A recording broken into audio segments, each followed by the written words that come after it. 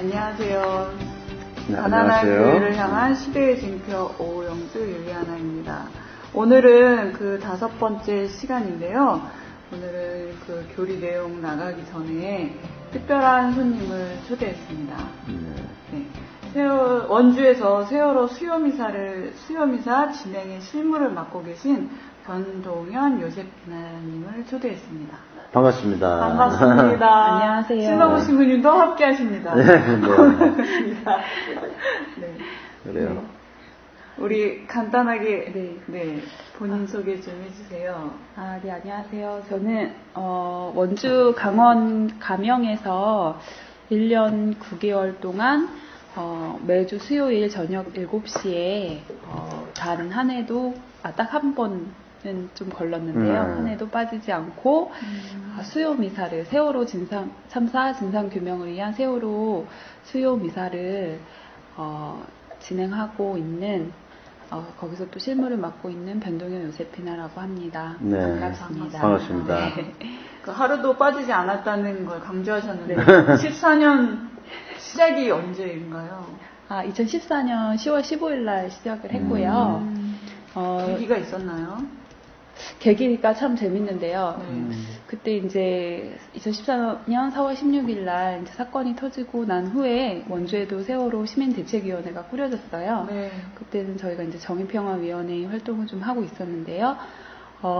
그때 이제 시민단체들이 그 강원 가명이라는 곳 앞에서 이제 천막을 쳤었어요. 그래서 분향소도 차리고 해서 이제 시민대책위로 활동을 하다가 이제 좀 이렇게 투쟁이 좀 장기화된다고 할까요? 그러다 보니까 그 시민단체들이 많이 떨어져 나가고 이제 개인들이 좀 뜻 있는 개인들이 남게 됐었어요. 그래서 천막도 철거하게 되고 이렇게 됐었는데 이제 뭐 가끔씩 모여서 이제 문화 행사나 하고 그렇게 했었는데 민주노총에서 그러니까 저희 보고 이제 미사를 한번 해줄 수 있겠느냐 그래서 그럼 수요일 날이 원래 미사가 없는 날이니까 미사를 좀 해보겠다.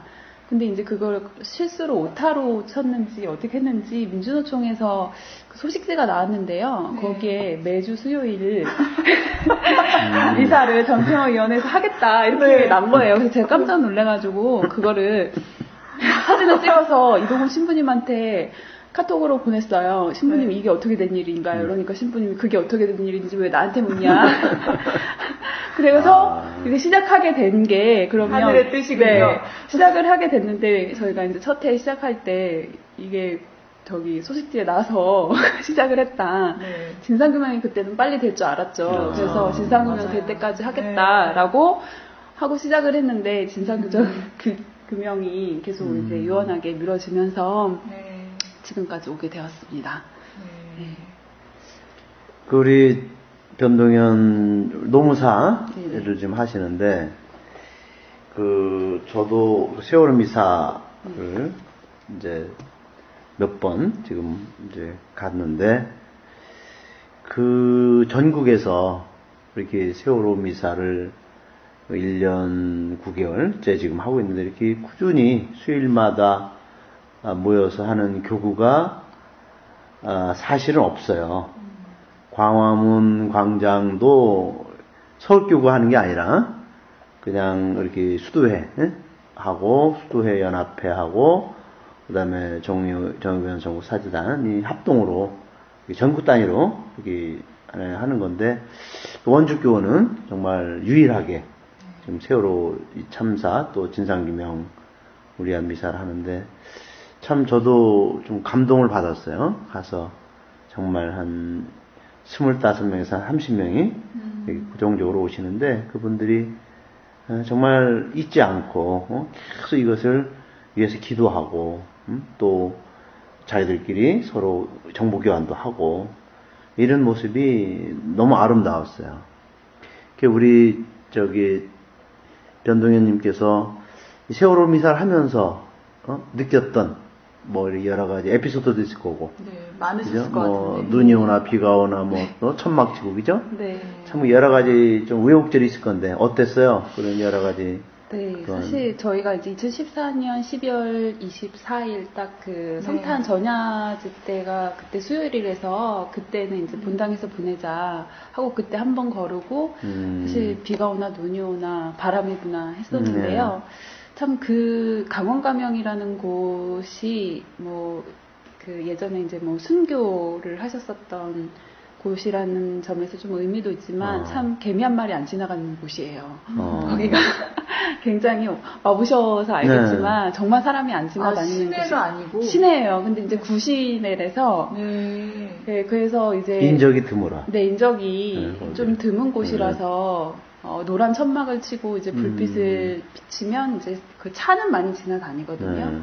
그래서 이제 뭔가를 하고 있구나 이렇게 알 수 있는 그런 곳인데 참 어떻게 보면 좀 외로운 곳이기도 해요. 맞아요. 특히나 이제 비바람이 불거나 이렇게 또 이런 날도 한 적이 지금 비가 많이 내리고 있는데 이런 날도 한 적도 많고 또 아주 그 눈보라가 치고 이럴 때는 너무 춥기도 하고 항상 걱정을 실무를 준비하는 저로서는 맞아요. 인원수도 걱정을 해야 되고 그래서 항상 불안했는데 굉장히 신기한 일들은 뭐냐면 그런 궂은 날씨일수록 사람들이 더 많이 모인다는 건데 모여서 저희가 항상 이제 미사를 끝내기 전에 이제 석재 모시고 나서 이제 잠깐의 나눔 시간을 해요. 그러니까 돌아가면서 이제 한 일주일 동안 거의 매주 보니까 어떻게 지냈는지 어떤 마음으로 여기 왔는지 이런 얘기를 나누다 보면 다들 이제 궂은 날씨에 이 천막이 더 걱정이 돼서 예, 이제 오게 된다 그러면서 끝에 붙이는 말씀이 이렇게 춥다고 해서 좀 내가 방에 있으려고 했는데 모습을 보면서 아이들이 떠올랐다. 그 아이들은 정말 더 추웠을 텐데 얼마나 무섭고 외롭고 추웠겠냐 이런 생각을 하면서 이 자리에 왔다고 이제 그런 말씀들을 나눠주시고요. 또 재밌는 건 냉담자분들이 그 어두컴컴한 길을 지나다니시다가 미사를 하네 막 이렇게 몇 번은 지나치신대요.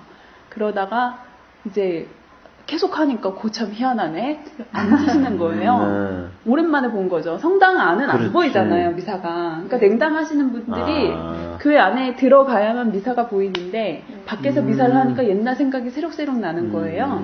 그래서 미사를 하네. 처음에는 몇 번 지나다니다가 계속 하네. 그래서 오시는 거예요. 그러면서 나눔 시간에 제가 몇 년 동안 냉담을 하고 이랬는데 다니겠습니다. 앞으로 성당을 이러면서 지금 계속 1년째 계속 나오시는 박땡땡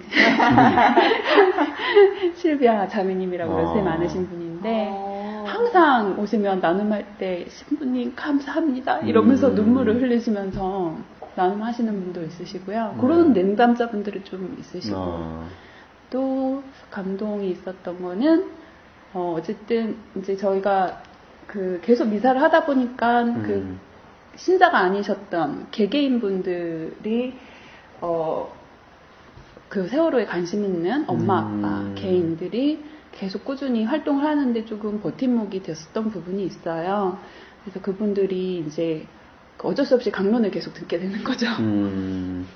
그러다 보니까 신자가 되고 싶다고 청하셔서 그럼 신부님이 5명을 모아오면 교리를 해주겠다. 어차피 내가 이거 세월호 계속 그 똑같은 얘기를 똑같은 강론을 매번 할 수 없으니까 우리 그냥 신자들한테는 복습 겸 그리고 예비 신자들한테는 이제 예비자 교리로 해서 6개월 정도를 해줄 테니까 5명을 모아오라 하니까 5명을 모아진 거예요. 그래서 이제 그분들이 6개월 동안 매주 수요일 날 그 강론을 통해서 이제 예비자 교리를 받고 세례도 받고 세례를 받으신 거죠. 그래서 그날 참 많이 감동이었던 것 같아요. 아, 세례도 그럼 그 현장에서? 네, 세례도 그 현장에서 작년 12월에 그렇게 해서 추운 겨울날 너무 진짜 따뜻한 모습으로 세월호 노란 천막에서 이제 거리에서 미사를 그 세례 예식을 통해서 신자로 태어나신 거죠. 그래서 지금은 나눔할 때 항상 안녕하세요, 천막성당, 땡땡 세실리아입니다. 이렇게 얘기를 해요. 네, 아직 그러네요. 네, 그렇게 이제 어떤 천마성당에 대한 애정을 가지고, 이렇게 또 신자가 되셔서, 이런 부분들이 좀 에피소드라면 에피소드, 또 그렇죠. 감동이라면 감동, 스토리가 조금 있는 것 같아요. 네. 감사한 일이네요. 네, 거기가 이제 정말 길바다, 이게 이제 천막을 쳐놓고, 그리고 이제 세월호를 잊지 못하는 사람들, 또 우리 신자들 중에서 좀 우리 교회가 본당에 나가면은 어떤 그런 좀 이 사회 문제에 대해서 너무 무관심하니까 답답하니까 네. 그 현장 우리 그러니까 천막성당을 그쵸. 와서 거기서 그래도 마음의 위로를 받고 또 이렇게 또 시부님 말씀도 또 그런 사회의 그런 이야기를 나눠주시니까 또 사람들에게 또 어떤 여러 가지로 이렇게 큰 또 생각도 하게 되고. 그런데 이제 저 같은 경우는 개인적으로 참 저는 많은 천막성당 도움을 받는데, 본래 제가 진짜 일주일에 한 번은 광화문 네. 광장에 세월호 미사를 가고 싶어요. 네. 저도. 네. 근데 이제 여기 거리가 멀다 보니까 그렇죠. 거의 못 가는데, 그래서 원주 지금 말씀하시는 거죠? 수요 미사를 가면 네. 그나마 내가 광화문 못 갔어도 여기서 이렇게 세월호 미사를 할 수 있으니까, 네. 그래서 그나마 이제 그런 제가 다행이라고 생각이 들고, 또 내가 이 시대의 징표 팟캐스트를 하면서 네. 사람들에게 현장으로 가라 이렇게 하면서 나는 그렇게 말을 하면서 내가 본인은 광화문 미사를 안 가면 그쵸. 그죠? 내가 사람들을 속인 거 아니야, 그지? 그러니까 내가 원주교구 천막성당 미사 덕분에 네. 그것도 면하고. 그치, 그나마 이제 보상을 하는 것 같아서 다행스럽게 생각이 들고. 그러면 신부님들은 어떻게 고정 신부님이 계신 거예요? 아니면 돌아가시면서? 네. 저희가 이제 처음에 시작할 때는 이제 정평화위원회에서 시작을 하셨는데, 당시 위원장 신부님이 이동훈 프란치스코 신부님이셨고, 네. 그래서 이동훈 프란치스코 신부님이 주도적으로 하시면서, 이제 정인평화위원회에 이제 계시는 다른 신부님들이 조금 돌아가면서. 그러니까 한 분씩 네. 오셔서 그냥 꼭 이렇게 진행하시는 한 분씩은 아니고 주로는 이동훈 신부님이 하시고요. 네, 음. 이제 아무래도 다른 신부님들의 참여? 네, 본당 시간이. 사목 하시다 보니까 이제 매번 해주시기가 어렵고, 또 저희 원주교구 같은 경우에는 탈핵 수요 미사를 네. 삼척에서도 계속 수요일마다 하고 있어요. 아, 네네. 그러니까 그거 사실 돌아가면서 하기도 조금 벅차거든요. 그러니까 지금 삼척에서 원주에서 지금 수요일마다 계속 이러고 있으니까. 동시에. 네. 그러니까 조금 힘든 부분이 있어서 매번 하시지는 못하고, 그래서 조금 돌아가면서 하긴 하는데, 주로는 이동훈 신부님이 담당을 많이 하셨고요. 그리고 이제 그때 12월 말쯤에 한번 발령이 다 나면서 이제 정평화위원회 신부님들도 바뀌시고 하면서는 이제 또 정평이가 공식적으로 하는 건 아니고, 지금은 이제 신자분들, 그동안 쭉 꾸준히 하던 신자들이랑, 그다음에 이제 시민들, 대책위 시민들이랑, 이제 어쨌든 저희는 이제 수요일마다 계속 모이는 게 좀 그게 거의 고정적으로 그런 게 관습처럼 돼 있어서, 네, 저희는 미사는 그냥 계속 하고 신부님을 요청해서 오시는 방식으로 지금 이동훈 신부님이 네, 주로 하시는데, 이제 맨 마지막 주는 또 다른 신부님이 정해서 그 신부님이 고정적으로 오시고, 이제 조금 바쁘셔서 안 될 때는 이제 다른 정평화위원회 신부님이시라든지 다른 신부님들이 오셔가지고. 우리 신부님, 신성 신부님 계셔서 너무 좋아요. 네, 되시겠네요. 네, 그래서 제가 신성국 신부님도 사실 만나 뵌지는, 알게 된 지는 몇 달이 안 됐는데요. 네. 그때 이동 신부님이 또 비우시고 다른 신부님도 안 되니까 마음이 급해가지고요. 성지순례 갔다 오셨는데 며칠 되지도 않았는데 그 다음날 바로 신부님한테 성지순례 잘 다녀오셨나요? 막 이런 안부를 막 물으면서 미사 좀 와주세요. 너무 염쳤게. 막 급하니까 그렇게 되더라고요. 그래서 신부님이 선뜻 세월호 또, 참사 네. 덕에 만난 인연들이네요. 네, 와주셔가지고 너무 감사하고 또 원래 또 열정적으로 해주시잖아요. 네, 강론을. 네.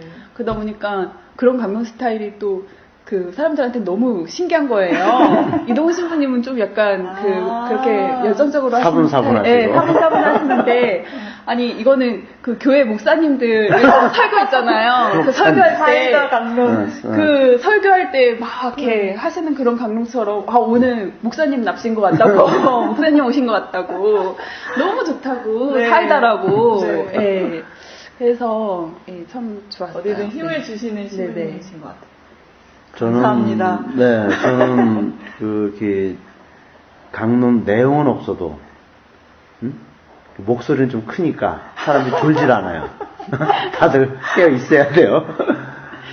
그래요. 사실 저도 이제 아마 내가 6월 초에 네. 이제 거길 첫 번 가서 이제 미사를 하고 왔는데, 사실은 세월호 미사한다는 소식은 처음부터 듣고 있었어요. 왜냐면 원주교구 주보에 계속 나와요. 그래서 알고 있었는데, 이제 제가 사실은 여러 가지 이유로 못 가고, 또 이렇게, 근데, 하여튼 내가 그런 마음을 품고 있었는데, 다행히, 이제 우리 원주교구 시민들 사제 연수, 다 들어가는 바람에, 이제, 그때 비어서, 그죠? 네, 제가 네. 이제 미사를 계기를 통해서 이제 제가 이제 이렇게 시간만 되면 가요, 수요일 날. 근데 어떻든 참 사람들이 이렇게 꾸준히 그것을 이어진다는 게 진짜 아까도 우리 동현님이 얘기했지만 기적 같아요. 정말 사람들이 그러면서 이 세월호 이 사건은 진짜 진상규명 될 때까지 이것은 계속 어떤 식으로 된든 이런 미사가 됐든, 그죠? 또 집회가 됐든, 뭐가 됐든 해야 될 것 같다는 생각이 들어요. 네. 그래서 저는 원주의 이런 모습을 보면서, 그래도 초대 주교님, 지학순 그렇죠. 주교님께서, 네, 맞아요. 그래도 그런 정신을 심어놓은 것이, 이렇게 우리 신자들에게, 또 신부님들에게 아직도 그 정신이 살아있구나. 네. 그거를 제가 좀 그런 것 같네요. 발견할 수 있었어요. 고마워요. 그리고 참 이렇게 눈이 오는 겨울에는 더 이제 사실 그죠? 그 추운 것은 더군다나 이게 성당 안이 아니고 정말 바깥에서 그죠? 눈 맞으면서 또 추운 겨울에 미사하는 게 쉽지는 않을 것 같아요. 근데 현장의 특성이 좀 그런 것 같아요. 그러니까 그렇게 날씨가 굳어서 걱정을 하고 있는 날은 다 같은 마음이어가지고 네. 저도 안 가면 안 될 것 같아서 더 가면 다른 분들 다 같은 마음으로 오셔서 인원이 항상 더 차는 것 같아요. 그리고 저희가 2014년 12월에는 이렇게 천막을 쓰는데 이제 지붕하고 이 옆에 이거 있잖아요. 옆에까지 같이 쳤어요. 네. 그러니까 이제 사실 이제 지나다니면 안 보이죠, 뭐. 네, 그 미사 장면은 안 보이는 네. 그런 상태였는데, 그럼 2014년 겨울을 지나고 이제 봄에 됐을 때는 걷었을 거 아니에요, 더우니까. 네. 그거를 걷고 나서 지나가던 사람들이 얘기를 듣고 가거나, 냉담자가 들어오거나, 뭐, 미사하는 모습이 다른 사람들에게 보인다는 거를 신부님이 그거를 너무 좋아하시는 거예요. 아, 네. 돌아오는 겨울에 추운데 치지 말고 됐는데 안 된다. 칠 수 바람막이 없다. 치지 마라. 그래서 저희가 안 쳤어요. 네. 그렇게 해서 겨울을 났는데 정말 너무 추웠어요. 맞아요. 그렇죠. 그 전에는 천막 안에 그래도 사람들이 쳐놓으면 바람이 와가지고 그쵸. 그다음에 이제 난로도 네. 조그만 거 하나 아. 갖다 놓고 하면 아주 그렇게 추운 건 몰랐는데 저희 2015년 겨울 날 때는 정말 좀 많이 추웠어요. 올겨울이 오기 전에 진상규명이 됐으면 좋겠습니다. 네. 겨울 너무 추워요, 주부님. 길거리에서. 그럼요. 그러니까 정말 우리 평범한 사람들이 그런 정성으로 또 그런 유족들과 함께하는 그 마음을 가지고 이렇게 꾸준히 미사에 오는 걸 보면서 제가 신부지만 정말 우리들에게 큰 그분들이 감동을 줘요. 그분들이 저희들에게 말은 안 하지만 근데 그게 정말 그 마음이 그 마음에서 서로가 통하는 것 같아요. 그래서 거기 가면은 저 자신이 이게 잠자고 있다가 다시 깨어나는 그리고 다시 또 내가 좀 세월을 잊지 말아야지 하는 그 서로에 대한 자각을 많이 주는 것 같아서 또 원주교구 세월호 미사는 자랑스럽고 또 우리가 꾸준히 하시고 또 저도 시간 될 때마다 참석하기로 약속했으니까 또 가야죠. 또 이번에도 갈 테니까 그 우리 이제 노무사님이신데 저희들이 지금 사회교리 이 팟캐스트를 지금 저거는 얘기해야 되는데. 네. 어떤 거? 합창단. 합창단. 맞아. 그 합창단. 그래요. 맞아. 4월 같이 금년도 합쳤어요. 4월 16일 날 2주기 때인 거죠? 2주기 때. 네. 그래 그거 어떻게 그 이름이 뭐죠? 그게 4.16 합창단 네, 아니면 4.16 합창단인데요. 저희가 이제 그때 당시에는 한 1년 6개월 정도를 이제 미사를 드렸을 때였고요. 우리 신성국 신부님도 참석을 해주셨어요. 저도 단원으로. 네. 저희가 이제 416명의 합창단을 한번 조직을 해보자. 천막성당이랑 세월호 대책에 이제 그 시민분들이랑 같이 이제 모여가지고 결정을 했어요. 참 그때 당시만 해도 그게 될까 이런 생각을 많이 했는데요. 그래서 이제 웹자보도 만들고 저희가 매주 모여가지고 대책회의를 하고 이러면서 이제 조직을 하게 되었죠. 근데 사실 저희가 어떤 단체가 뭐 거대한 단체가 끼어있는 게 아니라서 그게 참석해 지침이 내려가면 되는 그런 구조가 아니잖아요. 그쵸. 정말 깨알로 모아야 되는 그런 네네. 상황인 거예요. 그러다 보니 좀 되게 조직하는데 초반에는 조금 어려웠었어요. 그래서 한 뭐 200명 모일까 막 이런 생각을 했었는데 이제 저희끼리도 뭐 이제 준비하면서 많은 이제 뭐 이야기도 하고 또 이제 또 싸우기도 하고 이러면서 이제 준비를 하다 보니까 정말 어느 순간 되니까 300명이 훌쩍 넘어버린 거예요. 그러고 나서 그 다음 주가 되니까 400명이 넘고, 와. 그래서 카운팅 딱 들어가기 시작하니까, 이제 4월 초에 딱 되니까, 딱 416명을 넘게 됐어요. 그래서 416명이 넘게 됐는데, 이제 거기에 이제 참여한 단체들이 어떤 큰 단체들은 아니고, 직장 단위, 그 다음에 뭐 학교? 교회, 학교에서도 이제 학교가 할 수는 없으니까 거기 이제 무슨 한 반? 어느 학교 반도 아니고 거기 있는 노래 동아리의 친구들. 의미 있는 것 같아요. 네, 뭐 북언여고 뭐 합창단 뭐 이런 식이요. 뭐 현천고등학교 뭐 무슨 팀 그리고 뭐 그런 식으로 직장 동료, 가족 단위, 그다음에 친구들, 그 다음에 뭐 이런 종교 이런 데서 그런 식으로 깨알 모임으로 굉장히 많이 참석을 했어요. 근데 연습은 어떻게? 그래서 저희가 400명이 넘는데. 근데 연습을 이제 다 할 수 있는 상황은 안 되고 저희가 이제 조직 담당을 쭉 자기네들이 한 사람들 있잖아요. 이렇게 인터넷으로도 받고 이렇게 해서 한 사람들한테 일단 요즘엔 다 스마트폰 세대니까 일단 악보랑 mp3 파일로 다 해서 원음을 연습해오게 하고 그 다음에 연습은 있었어요. 저희가 일주일에 2번씩 진짜? 해가지고 나올 수 있는 분들 YMCA 그 협찬을 받아가지고 거기 있는 강당에서 매주 일주일에 2번씩 연습을 했어요. 그 지휘자 선생님은 우리 원주교구의 아모르 푼탈리스 합창단의 지휘자 선생님이신 굉장히 그 능력 있으신 분이 오셔가지고 지휘를 해주시는데 노래 지도를 해주셨죠. 그래서 이제 연습에 나오는 사람이 연인원 이제 100명이 넘는데 그 사람들이 이제 꾸준히 연습을 하다 보니까 이제 저희는 이제 화음 담당을 한 거죠. 화음을 해서 그러니까 저희는 무조건 화음을 하고 그다음에 이제 그 사람들이 화음이 되는 그 연습을 해가지고 그거를 연습한 걸 녹음을 해가지고 또 보내주는 거예요. 화음 연습해올 수 있는 사람 그렇지. 화음 연습을 해와라. 네. 이렇게 해가지고 이제 화음을 할 수 있는 구성이 이제 몇백 명이 된 거죠. 네. 그러니까 전체에서는 기본적으로는 원음 들어가고 네. 그다음에 이제 연습 나온 사람이 화음으로 들어가서 그쪽에 이제 마이크를 이제 그쪽으로 네네네. 좀 쏴주면서 그렇게 해서 그 당일 날에는 그 진짜 리허설 딱 한 번 하고 예, 그렇게 해서 진행을 했거든요. 그래서 저희가 될 수 있을까 이런 생각을 했는데 네. 사실 되게 기적처럼 정말 그래요. 됐어요. 그래서 원주 지역에서도 그렇게 무슨 어떤 행사를 하는데 그렇게 많은 사람들이 그러게요. 예, 모인 적이 없었고 관객이랑 이제 그날 저희가 합창뿐만이 아니라 이제 다양한 참여형 그런 행사들을 쭉 했었는데요.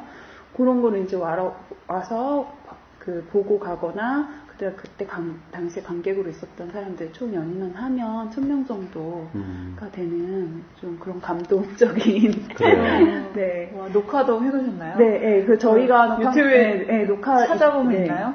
예, 유튜브에 찾아보면 네. 원주 4.16 합창단 하면 맞아. 저희가 약속해 부른 게 나와요. 네, 꼭 되게 찾아보겠습니다. 네. 놀라운 게 정말 저희 화음 연습한 사람은 어쨌든 연습한 사람이니까 그렇다 치는데 사실 저희 합창곡 중에서 2곡은 동요였고요. 네. 한 곡이 이제 약속해라는 세월호 추모곡인데 그 노래가 굉장히 높아요. 네. 근데 그거 원음 소화하기가 되게 어려운데 굉장히 깜짝 놀란 게 화음 때문에 놀란 게 아니라 그 원음이 소화가 된다라는 거에 놀란 거예요. 지휘자 선생님도. 이거는 연습해왔다, 사람들이. 근데 또 물어보고 하니까 정말 모여서 연습도 많이 하고 그렇게 했더라고요. 그래서 사실 이미 4.16 합창단은 4월 15일 저녁 때 저희가 했는데 그때 한 게 아니라 이미 2달 전부터 4.16 합창단은 시작이 됐다. 네. 네, 왜냐하면 각각 자기네 직장에서 집에서 단위별로 네, 그런 데에서 연습을 하면서 사진 보내오고 자기 연습했던 거 이렇게 얘기도 하고 그러면서 이제 이미 그거 자체가 4.16 합창단이 그래요. 시작이 돼서 이제 딱 그렇게 왔다 이렇게 저희가 막 얘기를 하고 했거든요. 네. 멋지네요. 네, 자랑을 안 할 수가 없어요. 아닙니다. 진짜 세월호 너무 감사한 일이에요. 2주년 맞이해서 네. 아이디어가 우선 좋죠, 그죠? 네. 416명의 사람들 일반 합창단. 시민들이 참여할 수 있는. 그렇죠. 네.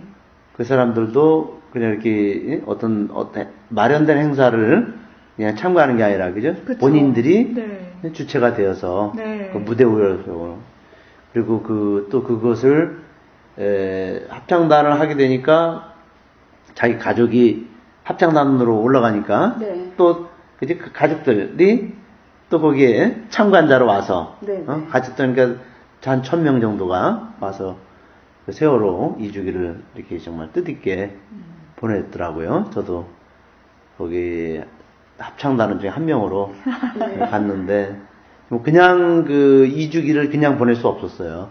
그래서 저도 그렇죠. 그렇게 자리를 마련해 갖고 이렇게 했는데 참 뜻 있었고 그다음에 그때 우리 저기 원주교구 정의평화위원장을 역임했던 네. 우리 이동훈 신부님께서 이제 거기 행사 때 그 세월호에 대한 네. 그런 이야기를 쭉 했는데 참 정리를 잘했어요, 그죠? 네. 세월호 5분 드렸는데 10분 얘기하시더라고요. 저는 진행하는 사람으로서 이 타입이 매우 중요한 사람인데 네. 앞에서 이렇게 할 수도 없고. 네, 이동훈 신부님이 그 세월호에 감동을 받으셨나 보다. 그동안에 있었던 그런 것에 가장 중요한 그런 그 내용만 가지고 네. 사람들에게 이렇게 정리를 잘 해주셔갖고 네. 또 사람들이 그걸 들으면서 세월호에 대해서 너무 사건이 복잡하다 보니까 크고 이게 어떻게 정리가 안 됐는데 신부님이 너무 정리를 잘 해주셨어요. 네. 그래서 사람들에게 또 그게 큰 도움이 됐던 것 같아요. 유가족분들은 네. 유가족분들도 그날 오셨거든요. 네. 저희가 이제 미사 진행하면서 초대를 하신 거예요? 그 전에도 이제 유가족분들을 몇 번 초대를 해서 추천 강연회도 하고 네. 미사 교주님 강론으로 해가지고 그렇게 좀 몇 번 한 적은 있는데요. 그러니까 저희한테 이제 그때부터 좀 관심을 가지고 계셨었어요. 근데 이제 저희 중에서 이제 그 연락 책임자라고 하죠. 그 유가족분들이랑 연락을 계속 하시는 4.16 연대 활동도 많이 하시고 하시는 이번에 세례 받으신 분이 있으신데요. 그래서 그분이랑 연락을 해서 이제 유가족분들 오셔가지고 무대에서 우리 정말 돈 달라고 하는 거 아니다. 진짜 언론 다 거짓말이다. 그렇죠. 정말 지금의 심정 그리고 국회의 상황 그거를 구구절절히 얘기하시는데 네. 보통은 저희가 유가족 추정 막 그런 거 했을 때 그렇게 말 잘하시는 분들이 없었어요. 네.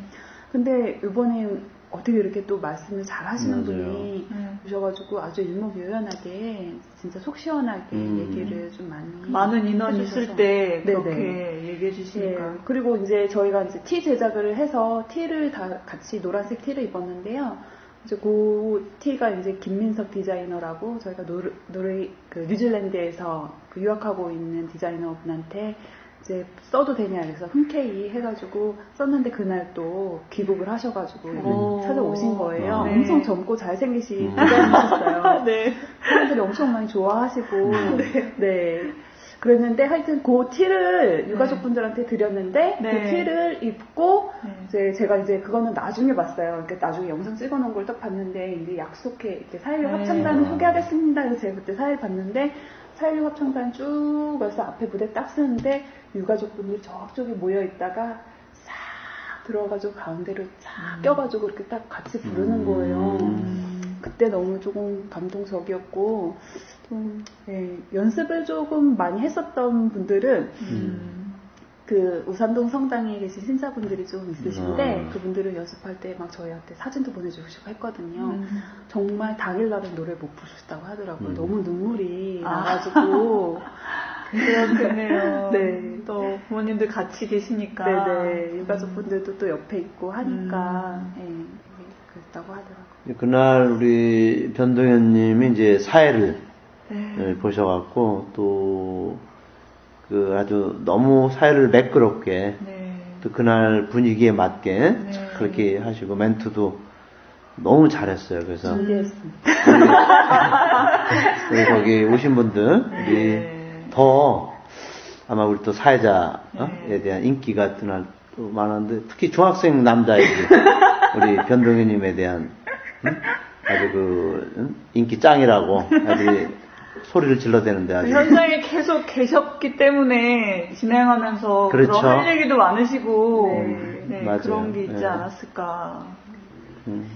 그래서 정말 너무 감사한 수고 일입니다. 많으셨고 네. 참 좋은 행사를 준비해 주셨습니다. 네. 그리고 또 혹시 세월호에 대해서 뭐 더 하고 싶은 말씀 하시고 뭐 다른 많지만. 분들 네. 시간 관계상 네, 저희가 막 영화제 막 하면서 다이빙벨 뭐 그다음에 아, 영화제도 나쁜 나라 이런 진행했어요? 거 원주 네. 지역에서 저희가 주체가 돼서 진행했을 때 네. 전국 단위로도 그렇게 한 번 상영할 때 500명씩 오고 이런 네. 경우가 없었다고 하는데 정말 인원도 저희가 많이 많이 왔어요. 네, 그렇게 해서 집했었던 아이고. 경험이 그 뿌리가 매주 수요 미사다. 네네 그렇게 하면서 이제 영화제 하고 이렇게 쭉 하다가 저희 이제 416명 그게 될까 이런 의문이었던 그쵸. 게 사실은 이제 그동안 쭉 쌓아왔던 것들이 이제 그때 조금 이렇게 모아졌었던 거. 그렇죠. 그래서 네. 네. 저희도 감사할 날입니다. 그러네요. 네. 그러니까 우리가 이제 어떤 이런 사회적 이슈나 아직까지 해결되지 않는 이런 문제가 있을 때 계속 그 끈을 놓지 말고 끝까지 가야 돼요. 작은 행동이라도 예, 꾸준히. 그럼요. 네. 그래서 이렇게 어떤 많은 사람들이 모인 그 자리만이 아니라 단 몇 사람이라도 그냥 하나의 어떤 상징처럼 계속 남아 있어야 된다는 거. 이게 원주교구의 지금 수요미사의 그런 어떤 생명력이 아닌가. 참. 그러네요. 그러니까 이 방송을 들으시는 지역에 계신 분들도 한번 아무리 작은 거라도 시작해보면 좋지 그렇죠. 않을까. 그렇죠. 모범이 되는 것 가만히 있으면 같아요. 안 되잖아요, 저희. 네, 정말 모범이 되는 것 같아요. 그리고 우리 변동현님은 지금 노무사로서 네. 직업이 노무사. 네. 그러면 이제 우리가 지금 사회규리에 대한 이런 팟캐스트를 진행하고 있는데 그 교황님들이 사회해칙의 그 거의 많은 내용이 노동 헌장, 네. 노동에 관련된 해직들을 가장 많이 냈거든요. 그만큼 노동자들의 현실이 얼마나 진짜 심각한가 그런 것들을 이제 고민했던 것 같아요. 그래서 우리 이제 노무사로서 이 자리에서 우리가 또 노동자들의 처한 현실에 대해서 이야기를 좀 나누고 싶어요. 네. 제가 직업이 아무래도 노무사다 보니까 주로 하는 일이 이제 노동자들이 회사에 다니면서 임금이 체불되었거나 이제 부당 해고를 당한다거나 그러니까 노동조합을 결성했는데 부당 노동 행위를 당한다거나 아니면 일하다가 다치거나 질병에 걸려서 산업재해를 당한다거나 이러한 일들로 저한테 주로 찾아오시고 그 사건을 해결하거나 상담을 주로 하는 일을 제가 하고 있거든요. 네. 그러다 보니까 노동의 전반적인 내용이나 이런 것들은 잘 모르더라도 이제 어쨌든 이제 그 노동자들이 지금 처하고 있는 현실이나 이런 부분들에 대해서는 많이 접할 수 있는 기회가 있는 것 같아요. 네, 어쨌든 그 개별적 상담도 그렇지만 많이 언론에도 나오고 있지만 우리나라는 이제 비정규직 천국이잖아요. 그러니까 비정규직이 행복한 천국이 아니라 진짜 비정규직이 너무 많은 나라인데 OECD 국가에서 그러니까 그 OECD에서 좀 한 내용에서도 2013년 8월 기준으로 보면 비정규직 노동자 비율이 22.4%라고 하는데 이제 그 OECD 국가 중에서 네 번째로 높은 비율이다. 그러나 이제 그 네 번째라는 거 22.4%라는 경우는 어쨌든 OECD에서도 또는 우리 국가에서 통계를 낼 때에도 이제 비정규직의 범위가 굉장히 좁아요. 기간제 근로자, 즉 2년 미만으로 해서 짧게 하는 기간제 근로자, 그 다음에 이제 단시간 파트타이머, 그 다음에 파견 근로자, 이용 근로자까지만 우리가 이제 비정규직으로 생각을 하고 그렇게 조사를 하고 있고요. 근데 사실상은 하청업체에 있는 노동자들, 용역, 외주화한다고 하죠. 거기에 안 들어가 있다. 거기 있는 노동자들은 사실 현대자동차에서 있는 노동자들이 외주 맞아요. 네, 그거 파견된 노동자들이 있는데 그 외주화돼서 하청업체라고 하죠. 협력업체에서 일하는 분들 사실 비정규직이잖아요. 그러니까 그 현대자동차에 있는 정규직 노동자에 비해서 임금이 굉장히 적은 60%, 40%그 정도밖에 못 받는 분들이 존재하는데 사실 그런 분들은 포함되지 않았다. 또한 사장님, 프리랜서라는 이름으로 가장된 노동자, 학습지 교사들, 그 다음에 학원교사, 정수기 비대 코디, 이런 분들은 전혀 포함되어 있는 통계가 아니고요. 그렇기 때문에 지금 22.4라는 경우는 굉장히 빡빡하게 했을 때 나온 통계이기 때문에 실제적으로는 우리가 이제 OECD 국가 중에서 1위다라고 보고 있어요, 비정규직은. 그래서 이런 부분들이 좀 있는데 저희보다 그래도 높다고 하는 데가 이제 네덜란드나 이런 데도 몇 군데 있긴 한데 사실 그쪽의 비정규직 개념과 저희랑은 좀 틀리거든요. 우리나라 비정규직은 기업이 원하는 비정규직이고요. 그런 나라들의 네덜란드나 이런 본인이 데는 원하는 본인의 상황 때문에 파트타임을 하려고 하는 건데 이제 그게 이제 다 어느 정도 보장이 되기 때문에 즉 파트타이머라도 먹고 살만하게 사회보장 제도가 잘 되어 있어요. 최저임금도 높고, 임금 수준도 높고 사회보험이나 이런 것들이 굉장히 잘 되어 있는 거기 때문에 비율도 틀리고 내용도 다른 거네요. 그렇기 때문에 그쪽에는 비교할 게 안 되고 그러니까요. 그런 부분이 좀 있습니다. 근데 우리나라도 사실은 이제 그 네덜란드 같은 경우는 이제 비정규직이라고 하더라도 이제 비정규직이란 이유만으로 똑같은 일을 하는데 정규직이랑 그 임금이나 근로조건에서 차별이 있으면 안 된다 이런 게 이제 기본인데요. 저희도 우리나라도 그런 법이 있긴 있어요. 기간제 및 단시간 근로자 보호에 관한 법률이라고 해서 보통 우리가 이거를 줄여가지고 비정규직 법안이라고 하는데요. 이제 사실 그런 부분이 있긴 한데 우리나라 사람들 그게 통과가 돼도 되게 꼼수를 잘 쓰잖아요. 회사에서 참 머리가 좋아요.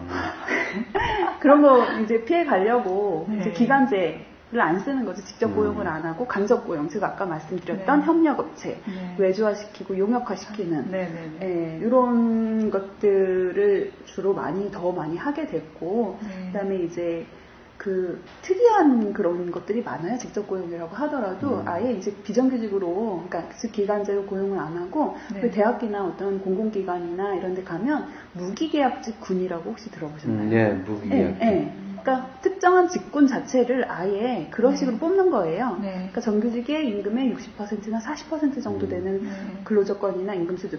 비정규직이랑 정규직이랑 차별을 하면 불법이지만 무기계약직 내에서 차별하는 거는 불법이 아니거든요. 참 머리가 좋죠. 그러다 보니까 대학이나 어떤 공공기관이나 일반 회사도 가면 예전에 뽑아놓은 그 정규직들 임금 수준이나 복리 후생이 굉장히 잘 되어 있는데 최근에 뽑기 시작한 그런 그 직군들은 똑같은 일을 함에도 불구하고 임금이 40%밖에 안 된다. 똑같은 일을 한다. 네, 그러니까 이제 노동조합도 정규직 노동조합, 무기계약직 노동조합, 완전 비정규직 노동조합, 뭐 이런 식으로 나눠 있어요. 통일이 안 돼서 노동자들끼리도 갈등이 굉장히 높고요. 그렇네요. 왜냐하면 정규직 입장에서도 비정규직이 들어오는 게 자기네들의 고용에 위협이 된다고 생각을 합니다. 그러니까 그런 부분들이 굉장히 좀 심각한 문제로 되어 있어요. 그런데 이제 이 노동자들, 특히 이제 그 비정규직도 어떤 하나의 그 어떤 카테고리에 넣을 수가 없네요. 그죠? 지금 무기계약직도. 네, 사실 무기계약직도 기간의 정함만 없을 뿐이지 실제적으로는 이제 비정규직이라고 자신들을 칭하고 있습니다. 네. 그러니까 원래 그 기간적인 단시간 근로자 보호에 관한 법률에 의하면 2년 이상 그 근로자를 사용하게 되면 이제 정규직으로 전환해야 된다. 즉 기간의 정함이 없는 근로자로 전환해야 된다는 거거든요. 그거는 지금 기업에서 말하고 있는 정규직의 대우를 그대로 해줘야 된다는 뜻은 아니고, 그러니까 고용 기간만 보장이 된다고 하는 거예요. 그러니까 그 기간만 보장이 되는 것 뿐이지 그 처우나 이런 부분들은 예전에 비정규직으로 있을 때랑 똑같기 때문에 사실상 자기들은 이제 비정규직이라고 생각을 많이 하고 있고 차별도 많이 받고 있는 게 현실입니다. 주권방송이 민중의 눈과 귀를 멀게 하는 공중파와 종편, 신문들에 맞서 진보 언론의 사명을 다할 수 있는 힘은 애청자분들의 적극적인 참여에 있습니다. 주권방송을 후원해 주십시오. 홈페이지 www.615tv.net에서 민들레 홀씨 정기 후원인이 되어주시거나 우리은행 1005-501-779-765 주식회사 주권방송으로 직접 후원을 해주셔도 좋습니다. 저희 주권방송은 평화 번영과 민주 회복을 위한 진보 언론의 사명을 성실히 수행할 것입니다. 주권방송과 함께해 주시기 바랍니다.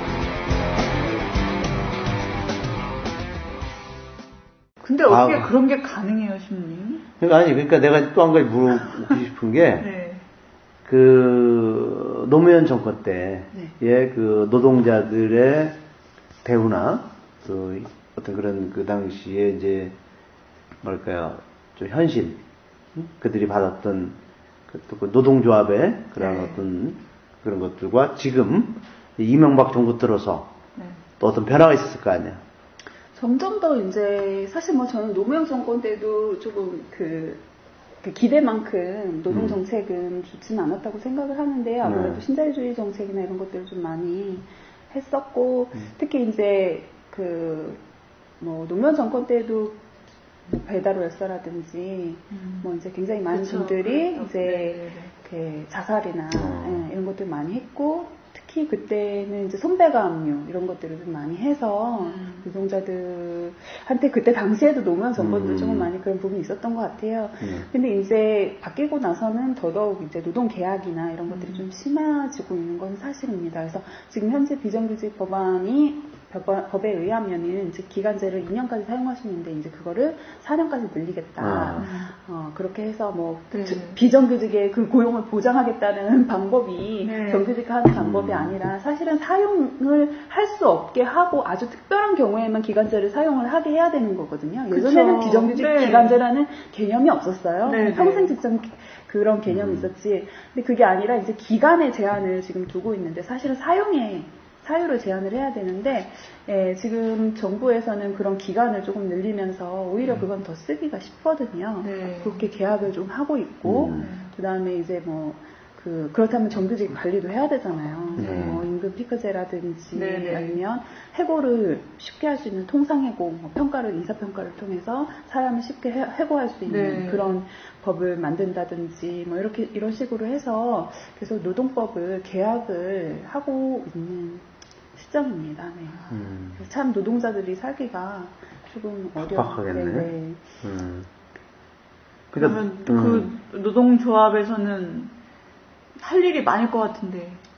그게 근데 아까 얘기하셨지만 노동조합 자체도 분열이 되어 있어서 그 힘이 안 합쳐지는 거죠. 그러니까 우리가 뭐 대기업 노동자들만 하잖아요. 네. 그러니까 뭐 저는 대기업 노동자들 욕하고 싶은 생각은 없는데 어쨌든 대기업 노동자들도 예전에 이제 다 싸워서 그걸 쟁취한 것이거든요. 네. 그렇기 때문에 이제 뭐 대기업 노동자들이 있는 것을 뺏고 이렇기보다는 네. 어쨌든 지금 비정규직이나 이런 부분들의 이제 처우 개선을 그 정도 수준까지 올려야 되는 게 맞는 건 거고 그런데 이제 아무래도 워낙 이제 그런 법안들에 의해 다 통과가 되면 어쨌든 지금 있는 법은도 그러고 정리해고가 굉장히 쉽게 되어 있어요. 그래서 기업이 이제 마음만 먹으면 언제든지 이제 해고를 할 수 있는 아주 쉬운 법이기 때문에 그러다 보니까 이제 그 동지로 생각하기가 좀 어려운 부분이 있죠. 고용의 위협을 많이 느끼고 하는 건 너무 힘들고 내가 직장을 나가면 네, 그런 부분이 좀 있는 것 같습니다. 사방이 다 막혀 있네요. 그러니까 이제 그래도 어떤 그런 정권이나 정부가 그래도 어떤 그런 기업의 횡포 이런 걸 사실 막아주고 그리고 노동자들의 그 권익을 이렇게 그래도 어떤 그 노동부라든지 고용 노동자 이런 데서 좀 그래도 많이 좀 관심 갖고 신경 써주면 그렇죠. 기업주들이 함부로 하지 않는데 그러면 이렇게 되지도 않았겠죠. 일단 법이 이제 계속 기업이 그 이윤을 이제 자기네들이 가지고 갈 수 있는 그냥 그런 구조로 계속 그런 법으로 그러니까 그렇게 쉽게 할 수 있는 법으로 개정이 되고 있기 때문에 이제 기업하기 좋은 나라라고 하잖아요. 기업하기 좋은 나라라는 건 사실 노동하기는 굉장히 힘든 나라라는 뜻이거든요. 그런 식으로 이제 법이 개정이 되고 있고 사실 노동법이라는 거는 사실 민법의 특별법이에요. 그러니까 뭐냐면 이제 노동이라는 것도 근로자는 근로를 제공하고 사용자는 임금을 지급하면서 민사상 계약관계란 말이에요. 그래서 근로계약서를 쓰잖아요. 그거는 이제 사실 민법에서 다 이제 규율을 하면 되는 건데 그렇게 규율을 하다 보면 사회적 약자인 근로자가 그러니까 갑과 을이 있잖아요. 그러면 굉장히 불리하기 때문에 노동법이라는 것들을 만들면서 너네가 아무리 계약 당사자간 계약하는 거 좋긴 하지만 최소한 이 정도의 임금은 줘야 되고 그리고 사용자는 근로자한테 이렇게 해줘야 되고 이렇게 해줘야 된다. 너 만약 그렇게 안 하면 처벌할 거야 라고 만든 법이 노동법이고 그것으로 인해서 근로자를 특별히 보호하기 위해서 만든 법이거든요. 그렇죠. 근데 그 법을 계속 지금 개정하고 있다. 기업하기 좋게 개정을 하고 있는 거예요. 그렇기 때문에 이제 사실 정부의 역할이라는 것은 그 노동법이 만들어진 그 취지나 이런 것들에 맞게 이제 노동법이 더 개선되면 개선되지 그게 악되면 안 되는 거거든요. 그렇죠. 맞아요. 근데 지금은 조금 그러고 있는 현실이고요. 최근에도 이제 여러 가지 사건들이 많았잖아요. 특히 참 요즘에는 뉴스나 신문을 보기가 굉장히 좀 마음이 안 좋은 때인데 우리나라가 비정규직이 굉장히 많은 나라이기도 하지만 또 산재 사망률도 굉장히 높은 국가입니다. 그래서 OECD 국가 중 1위이고요. 또 1위예요.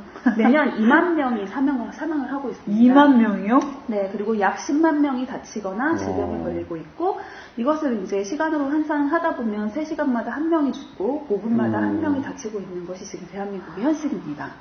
이제 무섭죠. 지금 이 순간에도 저희가 지금 현장에서 지금 몇십 분 대화를 나눴는데요. 지금 벌써 몇 명이 지금 돌아가시고 있다라는 얘기고 지금 얼마 전에 이제 구의역 사고가 있었어요.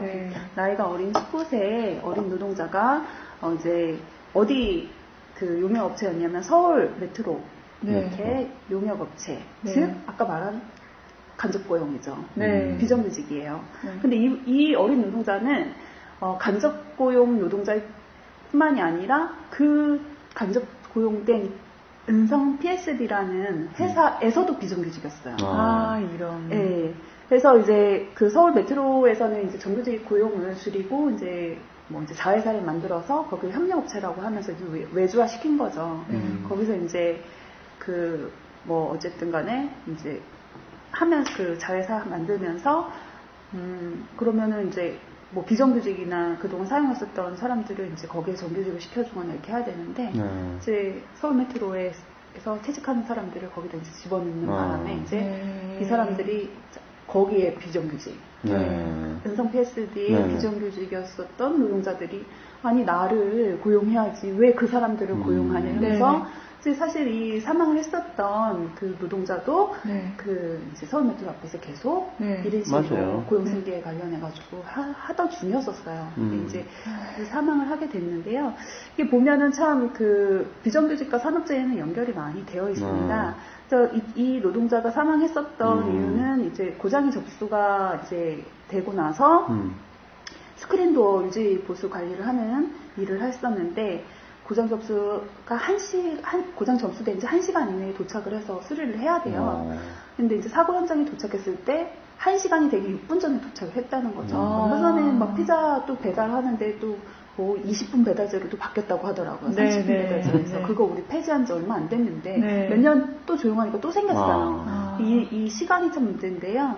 현장에 이제 도착하기 1시간 되기 전에 6분 전에 도착을 해서 이제 들어가야 되는데 매뉴얼이 2인 1조란 말이에요. 매뉴얼 2일 1조인데 기다릴 시간이 없는 거예요. 다른 역에서 오는 다른 동료를 기다렸다가는 시간을 타임을 놓치는 거죠. 근데 또 그 동시에 을지로 사가역에서 또 다른 고장 신고가 접수된 거예요. 그러면 이 노동자는 혼자 들어가서 고치고 나가서 빨리 거기서 을지로 사가로 가야지 겨우 도착을 하는 그런 상황이에요. 그 매뉴얼 지키다가는 안 되는 거죠. 실적 압박과 한 시간 내에 고쳐야 된다는 매뉴얼은 완전 상충하고 안전 매뉴얼을 완전 상충을 하는 거죠.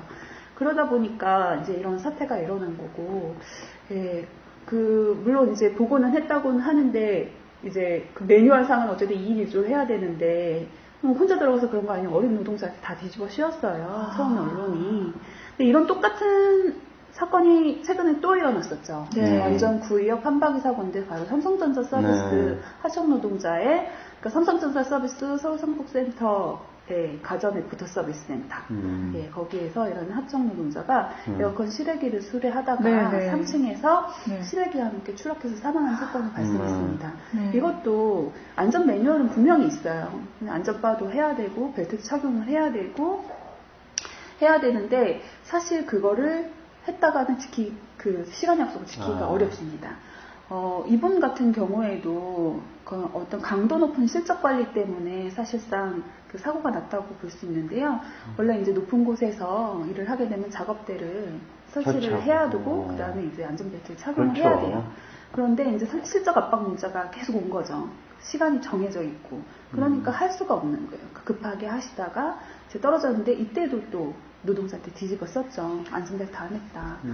이런 부분이 사실은 기사에 난 부분이 있지만 사실상 공장이나 이런 데에서 이런 사고는 엄청 많이 일어납니다.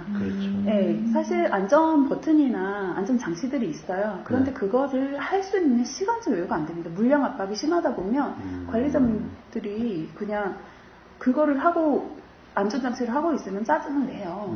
그러니까 있어도 안 하는 거죠. 그래서 만약에 그런 걸 다 지켜서 늦어지면 그냥 바로 해고인 거예요? 바로 해고는 아니지만 엄청난 이제 시달리게 되는 스트레스 받고 시달리게 되는 거죠. 그러니까 거긴 분위기 자체가 엄청난 이제 물량을 소화를 하려면 사실 그 일하는 노동자 입장에서 그걸 할 수가 없는 거예요.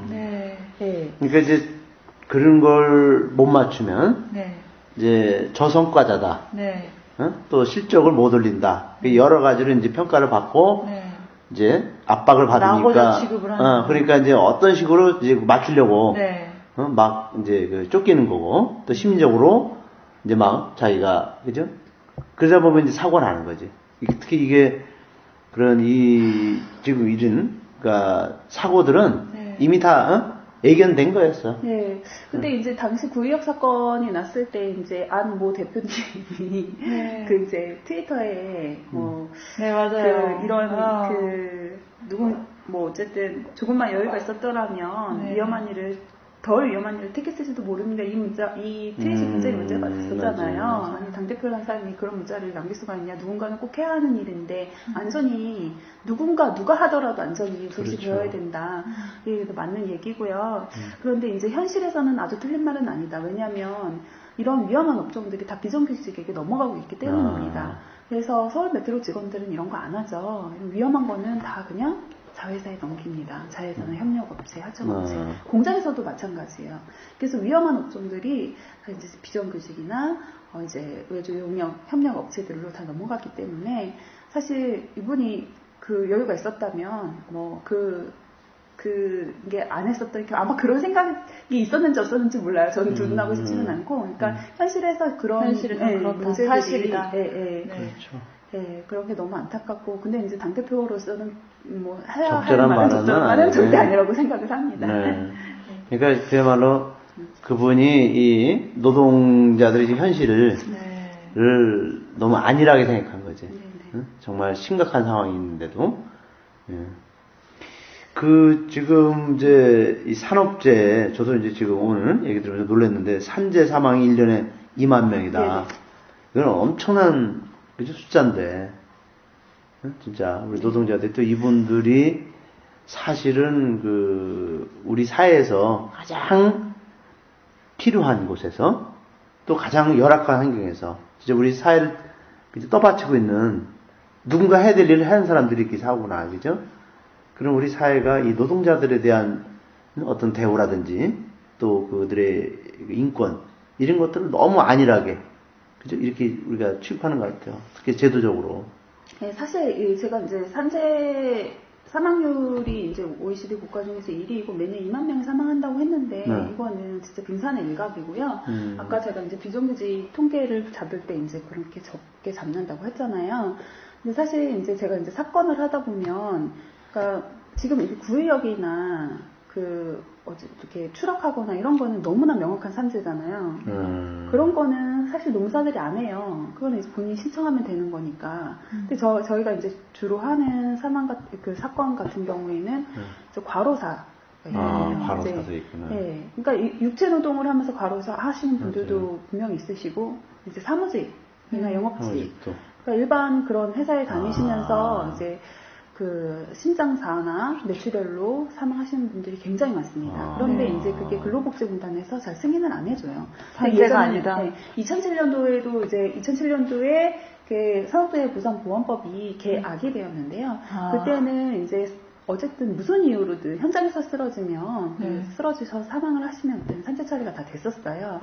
그런데 이제 그때 이제 개악된 이후에는 쓰러졌는데 왜 쓰러진 건데 이걸 따지는 거였어요. 업무의 기인성이라고 하는데 업무랑 연관이 있는 거야? 개인 질병이다. 너 개인 질병 있는데 술 많이 먹고 담배 피워서 그런 거 아니야? 왜 집안에 스트레스 받는 일에서 하는 거야?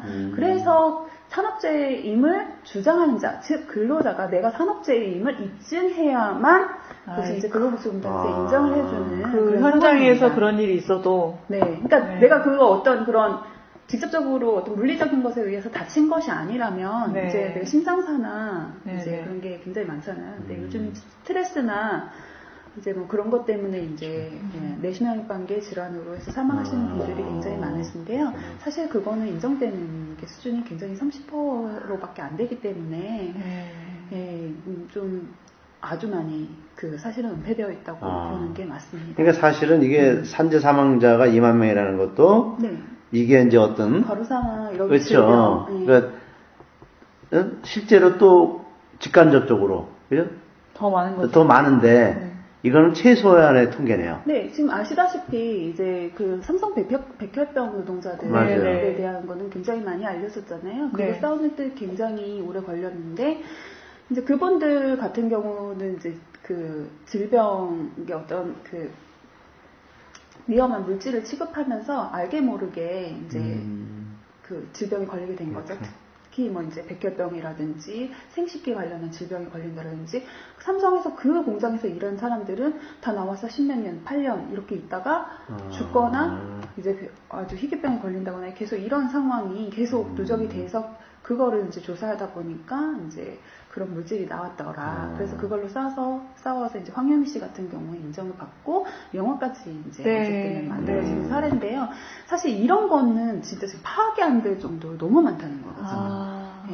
사실 이런 게 되게 이제 사회적으로 이슈화, 예전에는 이제 다 우리가 선진국이라 부르는 어떤 미국이나 유럽이나 이런 데에서 취급하다가 이런 문제가 생겨가지고 우리나라에 넘어온 거예요. 근데 우리나라에서는 이제 이게 이슈화 되고 인정이 되고 하면 비정규직한테 넘기듯이 또 제3세계에 있는 국가에게 넘기고 이런 식으로 지금 이것도 좀 되고 있는데 가습기 사건도 그렇지만 자신이 자신의 그걸 증명해야 되는 네, 그래서 그게 참 문제인데요. 그러니까 우리가 그래서 이제 산재법 개정을 할 때, 네.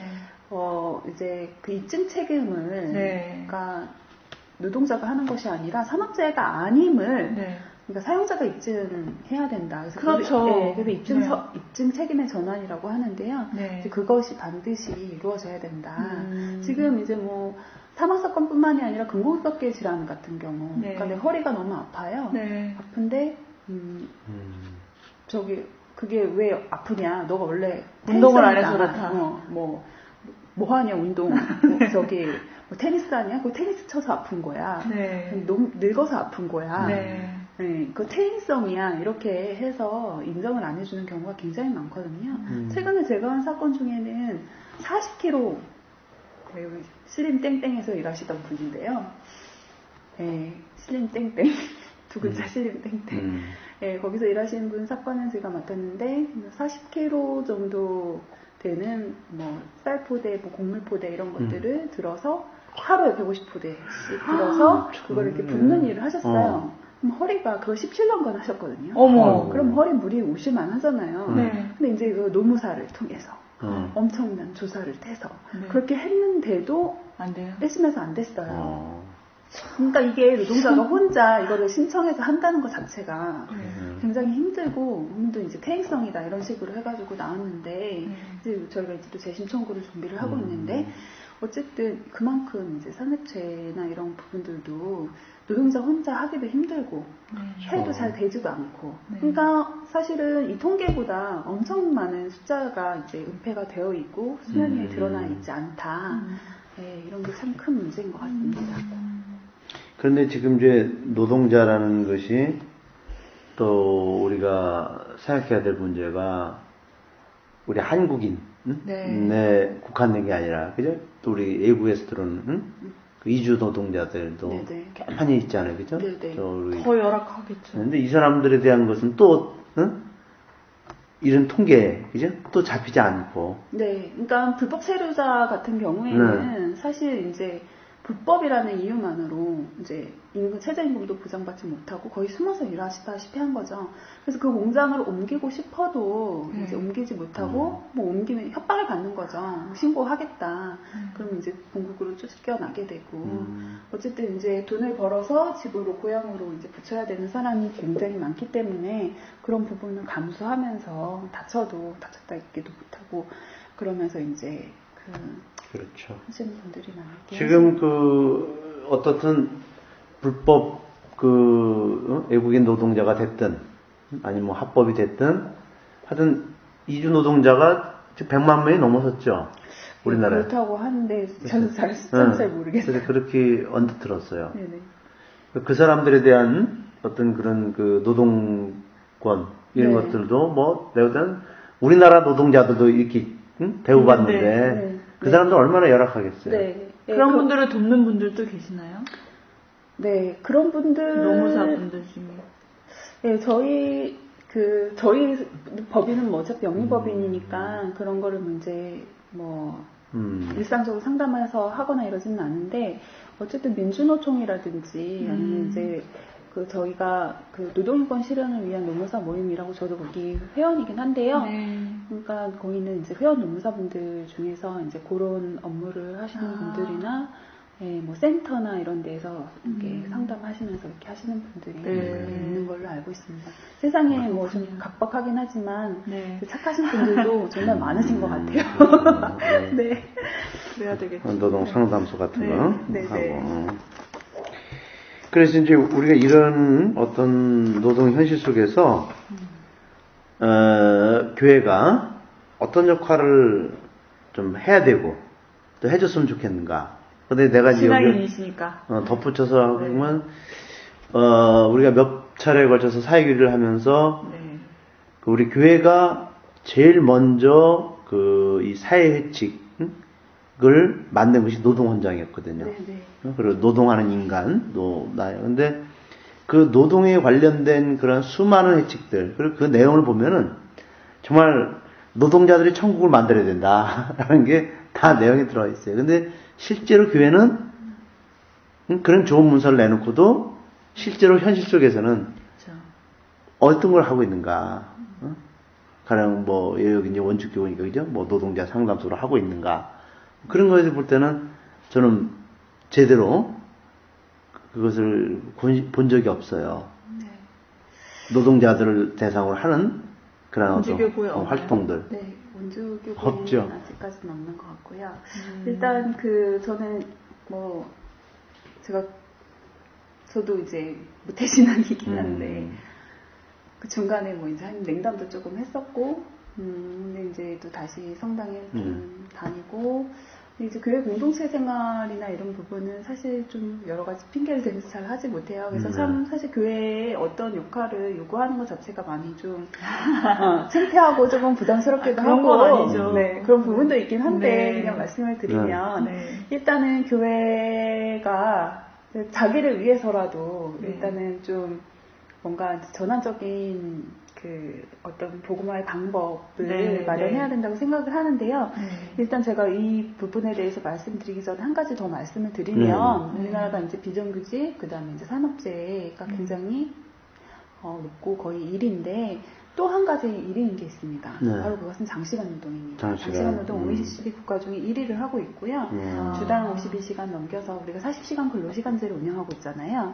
52시간 넘겨 일하는 사람들이 5명 중에 1명이라고 볼 수 있을 정도로 초과 근로를 많이 하는 나라입니다. 초과 근로를 많이 한다는 의미는 바로 기본급, 즉 40시간만을 일해서는 살기가 힘든다는 거죠. 즉 최저임금이랑도 연결되어 있다는 얘기입니다. 임금은 적고 노동시간은 굉장히 길어요. 너무나 피곤하죠. 네. 지금은 자고 싶어요. 네. 일요일에 눕고 싶어요. 네. 이렇게 보면 참 일하면서 밥 먹고 살기도 힘들어 죽겠는데 성당까지 가는 건 너무나 힘든 일입니다. 그쵸. 갈 시간도 없고 가봐야 미사 참여 정도만 할 수 있는 거고 공동체 생활을 꿈꾸기는 굉장히 힘들어요. 네, 저는 개인적으로 이제 천주교회가 많이 교사되었다고 막 이제 사회에서 많이 비판을 하고 하잖아요. 네. 뭐 그래도 저는 개신교보다 훨씬 낫다고 생각해요. 이런 말을 하면 안 되나? 물론 이제 그것도 목사님 나름 신부님 나름이긴 한데 어쨌든 그런 부분이 있긴 하지만 그 이제 보수화되고 있는 이유가 바로 이런 부분 때문이다. 네. 교회에 나올 수 있는 사람만 나오니까. 상대적으로 여유 네. 있는 그렇죠. 분들이 네. 밖에 나올 수밖에 없고 그런 분들로 채워지고 있다. 네. 시간적인 여유, 네. 또 어떤 재력, 경제적인 경제적인 여유. 여유. 여유가 있으신 분들이 올 수밖에 없고 그러다 보니 이제 그런 분들과 이제 일을 다 끝나시고 이제 일을 하시지 못하시는 네. 이제 열악한 노인분들, 환경에 있는 네. 사람들. 노인분들이 아. 이제 주로 채우게 되는 거죠. 그렇죠. 그쵸. 그렇게 되다 보면 저도 가끔씩 시내에 있는 성당에 가면 놀랄 때가 되게 많아요. 네. 너무 그 청년에도 굉장히 인원이 적고요. 네. 청년 미사, 청소년 미사에 너무 진짜 비어있죠. 초라 정도로 진짜 그래요. 적고 저 다닐 때만 해도 그 정도는 그쵸. 아니었거든요. 제가 어렸을 때 청년회랑 청소년들 학생회 할 때 저는 이제 학생회 부회장 했었는데요. 봉산동 성당 했네요, 학생회 봉사. 그렇게 했었는데 이제 그때는 정말 잘 됐었어요. 근데 이제 지금은 굉장히 진짜 그 청소년 미사랑 이런 게 굉장히 지금 초라하다고 보일 정도로 인원이 적고 본당에서도 굉장히 걱정이 많으실 것 같아요. 네. 그러니까 사실 우리가 교회가 변해야 한다 이런 얘기가 있는데 사실 사회가 변해야 교회도 변하는 부분이 이게 연결이 되어 있다고 저는 그렇죠. 생각을 합니다. 그렇죠. 그래서 이게 어느 사회의 어떤 영향을 굉장히 많이 받기 때문에 네. 그 이제 사회가 어느 정도 변해야지 좀 어느 사람이 살기 좋아야지 교회도 그렇게 되는데 지금 그렇게 되지 않는 부분이 좀 있다고 생각이 되고 물론 이거는 이제 선후 관계의 문제는 아니기 때문에 분명히 이제 아니, 우리가 맞는 말씀인 것 같아요. 교회가 그러면 사회를 변화시키기 위해서 어떤 일을 해야 될까? 그렇죠. 네. 근데 이건 교회의 생존과도 굉장히 중요한 문제라고 맞아요. 생각을 해요.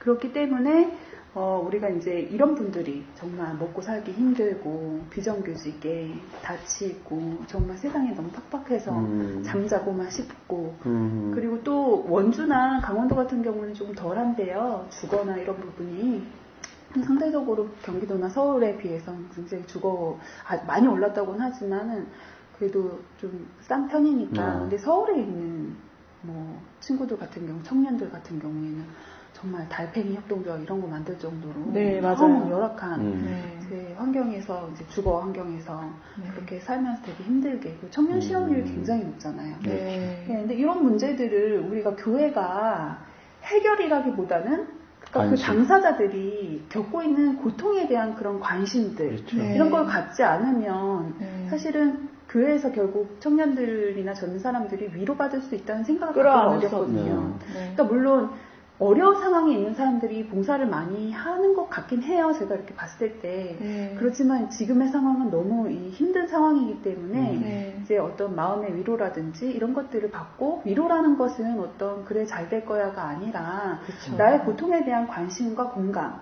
그렇죠. 그리고 거기 가면 나랑 비슷한 사람이 많기 때문에 거기에 대해서 토로도 할 수 있고 그럼 우리 신앙인으로서 이런 공통적인 일들에 대해서 어떻게 대응할까? 한번 이번에 와서 상사한테 이렇게 얘기해봐. 근로계약서는 이렇게 써야 된대. 그럼 우리 이거 노동사무국 하는 어떤 거기서 우리 교회 어디 비우고 가서 서로가 한번 정보 물어볼까? 교환하고. 정보도 가고 옛날엔 지오세라고 있었어요. 뭐 어쨌든 그런 게 있었잖아요. 근데 이제 지금은 그런 것도 없고 하니까 이제 그렇게 자연스럽게 자신들의 어떤 일상생활, 그러니까 지금 교회랑 그러니까 내가 직장 다니는 거랑 전혀 네. 그러니까 상관없는 일이잖아요. 네. 또 하나의 일거리. 그러니까 그게 조금 약간 관심을 갖게 되면 네. 이제 그 모이는 공간이 또 교회가 될 수 있고 거기서 이제 그런 얘기도 할 수 있고 사실 이제 우리가 이제 어떤 일들을 당했을 때 그것을 터놓고 얘기하면서 그런 관심사를 얘기할 수 있는 공간이라는 곳이 또 이제 우리 교회가 되면 얼마나 또 위로가 되겠어요. 네. 그렇게 이제 좀 일단은 무언가를 해결하기보다는 구성원에 그렇죠. 대한 어떤 관심 그런 그렇죠. 사람들이 많이 올 수 있는 곳이 될 수 있게 조금 열어주는 게 좋지 않을까 하는 생각이 들어요. 특히 이제 저희는 또 지학순 주교님이 있었던 네. 문제이기 때문에 사실 어려운 시기에 홍수가 나고 물난리가 났을 때 그 문제를 해결하기 위해서 우리 지학순 주교님이 이제 협동조합도 만드시고 했었잖아요. 그래서 이제 원주가 그 정신을 이어받아서 협동조합의 도시가 되는 네. 그런 부분이 있는데요. 사실 이 어려운 시기에 그 청년들의 실업 문제가 굉장히 심각한데 청년 실업을 뭐 기업에 입사하는 것도 있지만 어떤 협동조합 어떤 사회적 경제, 어떤 그런 사회적 기업이라든지 이런 것들 창업이나 이제 어떤 그런 것들을 만들고 또 들어가면서 어떤 사회적 기여나 지역사회의 발전이나 이런 것들을 모색하면서도 그 청년 실업 문제의 일정 정도의 이제 방법이나 이런 것도 모색을 할 수 있는 그게 완벽하게 다 해결될 수는 있지는 않겠지만 그렇죠. 그러니까 예전엔 교회가 이런 역할을 했었던 게 분명히 있단 말이에요. 그러니까 이런 부분들에 대해서 뭐 교회가 그거를 협동조합을 지원한다고 이렇게 할 수는 없겠지만 관심을 가지고 뭔가 이제 그럼 우리 또 예전 역사적인 어떤 경험들이나 이런 것도 있을 수 있고 그래서 그런 부분에 조금 신경을 쓰면 좀 좋지 않을까. 그래서 일단은 뭐 그런 분들이 교회로 돌아올 수 있게 하는 것도 중요하지만 또 이제 저는 한 가지 더 중요한 거는 일단 어쨌든 우리는 또 교회이고 부자들에 대한 관심. 부자들 지금 여유 있는 분들이 상대적으로 좀 많이 제가 보기엔 저희 상당히는 여유 있는 분들은 없는 것 같긴 한데 네 그런 분들에 대한 관심도 저는 되게 굉장히 중요하다고 생각을 해요. 그래서 그런 분들 얼마 전에 이제 교황님이 그 아르헨티나 정부가 그 교황청 청소년 교육재단에 기부한 걸 가지고 노동 착취에 번 돈은 필요 없다고 해서 헌금을 기부한 사건이 있었잖아요. 근데 사실 그 교회에서 열심히 기도하고 회사 가가지고 사장님이 그 노동 착취하고 비정규직 쓰고 노동 탄압하고 있으면 이건 진짜 아니잖아요. 그렇죠. 사실 그런 거에 대한 교회의 가르침이나 이런 것들을 접해보지 않았기 때문에 그럴 수도 있거든요. 굉장히 보면은 개인적으로는 굉장히 선하시고 그러니까 자기가 뭘 잘못하는지 모르고 그러니까 신앙이나 잘못을 믿음이 저지른 있으신 분들 굉장히 많아요. 근데 이제 깜짝깜짝 놀란 건 그런 분들이 이제 새누리당을 열렬히 지지하고 있는 모습을 봤을 때 참 뭐라고 하기도 참. 근데 이제 그런 것들이 적어도 신앙인이라면 뭐 설악산케 해볼까 찬성하면 안 된다. 우리가 생명을 존중하는 우리가 그 종교인데 그러니까 쫓아내고 생명을 죽이고 쫓아내면서 인간이 거기 그 탐욕이다. 이런 우리 교리에 그다음에 어긋난다 예, 이렇게 노동 착취하는 거 네. 그거는 교환도 거부했다. 네. 그럼 우린 그런 돈 필요 없다. 네. 뭐 이러라든지 뭐 이런 여러 가지 그러니까 얘기를 사실은 해줘야 그런 된다. 그 아주 일상생활에서의 내가 생활적인 어떤 그러한 그렇죠. 부분들에 대한 어떤 지침이라든지 음. 토론이라든지 그래도 이 정도는 할 수 있는 거 아닙니까? 우리도 먹고 살아야 되니까 물론 그런 얘기들 네. 굉장히 뭔가 그 어떤 내 일상 현실 그런 것들 생활이 교회에서 뭔가 이렇게 생생하게 네. 얘기가 될 수 있고 네. 하다 보면 뭔가 굉장히 재밌을 것 같아요. 저는 네. 이것저것 다 떠나서 거기서 그래서 싸우기도 하고 노동자랑 네. 그러면 되겠습니까? 뭐 신앙인이 사장님이 맞아요. 그러면 되겠습니까? 하면서 뭐 자존심도 좀 상해보고 그래서 네. 뭐 좀 생각도 해보고 성찰해보지 않을까요? 저는 그렇죠. 굉장히 그런 어떤 역동적이고 생동감 있는 네. 이제 좀 약간 그렇게 되면 좀 그거야말로 좀 진짜 다르다. 교회가 말하고 있는 공동체의 모습이잖아요. 그렇죠. 근데 지금 그런 본래 걸 이제 전혀 그게 그 남미에서는 네. 남미나 아프리카에서는 그 이제 기초교회 공동체라는 그게 이제 잘 돼 있어요. 그래서 그 기초교회 공동체는 그 자기들이 그 현실에 처한 문제들을 네. 같이 서로가 그 같이 이제 그 의논하고 또 어떻게 해결할 것인가 네. 그런 것을 논의하면서 이제 문제 해결해요. 거기는 이제 농민들의 그 자기들이 농토가 없는데 응? 농토가 없이 그냥 소작농으로 사는데 농토가 없다 보니까 그 이제 늘 어떤 거기서 착취를 많이 당해. 네. 지주들한테. 네. 그러니까 그 사람들이 그걸 가지고 계속 복음적인 눈으로 이 문제를 어떻게 할 건가 서로가 이야기를 나누면서 이제 문제를 해결해 나가요. 이런 것들이 아주 남미 쪽에서는 활발히 잘 봐. 그러니까 지금 말씀드렸듯이 교회라는 게 그냥 가서 그냥 기도만 하고 미사만 하고 끝나는 게 아니라 자기들 현실적인 문제까지도 생존의 문제까지도 같이 거기서 형제적으로 서로가 나누는 거야. 그래서 문제도 해결하고. 그러니까 지금 남미 교회가 그렇게 신앙이 활발하게 되고 또 교환까지 배출될 정도로 한 이유가 다 그런 그 바탕이 있어서 그래요. 근데 우리 한국은 교회 안에서는 현실적인 생존의 문제는 전혀 거론이 안 돼. 그리고 그냥 그야말로 그 사회에서 그런 노동자들이나 농민들 또 청년들 이 사람들이 교회 안에서 자기들의 문제를 해결할 수가 없어. 해결은커녕 이렇게 좀 말씀하셨듯이 그렇죠. 얘기 꺼내기도 그러니까 그런 거를 얘기 꺼낼 수 있는 뭐 그냥 분위기 이런 거 자체가 자체가 안 그렇죠. 되니까요. 그러니까 그런 그러니까 뭐랄까 신앙과 그 내 일상생활이랑 좀 분리됐다는 느낌 뭐 이런 게 조금 드는 그렇죠. 것 같아요. 예, 분리된 거죠. 그러니까 그래서 이제 사실은 이 노동자들을 교환님께서 그런 노동에 대한 해칙을 발표한 것이 교회가 이것을 발벗고 나서란 뜻이었거든요. 방관하지 말고 적극적으로 나서라고 주문한 거예요. 근데 지금 한국 교회는 노동자들 문제가 아예 거론이 안 돼요. 농민 문제는 조금 거론이 돼. 뭐 가톨릭 농민회도 있고, 가톨릭 농민회도 있고, 그 다음에 이제 시골 본당이 있다 보니까, 그래서 자기 본당에 노동민들이 있으니까. 근데 노동자들은 어떻게 몰려있는 게 아니야. 예를 들어서, 울산에 노동자들이 얼마나 많아. 울산 현대 자동차, 또 조선소 같은 게 있으니까. 근데 그 본당에서 큰 소리 치고, 본당을 움직이는 사람들은 그 울산 자동차의 임원들이야. 응? 그 사람들 다 그 울산 거기 그 회사 아니면 그런 어떤 그 용역 회사에 다 간부들 노동자가 있는 간부들이 본당을 다 좌지우지하는 거지. 노동자 도시도 노동자 문제가 거론이 안 돼. 본당 안에서. 그러니까 이만큼 우리 가톨릭 교회가 노동자 문제가 거의 지금 그 정말 무관심할 정도로 지금 밀려 있어요. 사실 뭐 이제 그게 이제 교회는 하나의 어떤 세상의 축소판으로도 좀 볼 수가 있는데요. 그러니까 그 우리나라가 그 사실은 다른 나라에 비해서 노동법에 대한 교육이라든지 노동자의 인권이라든지 이런 교육이 전혀 이루어지고 있지 않는 나라예요.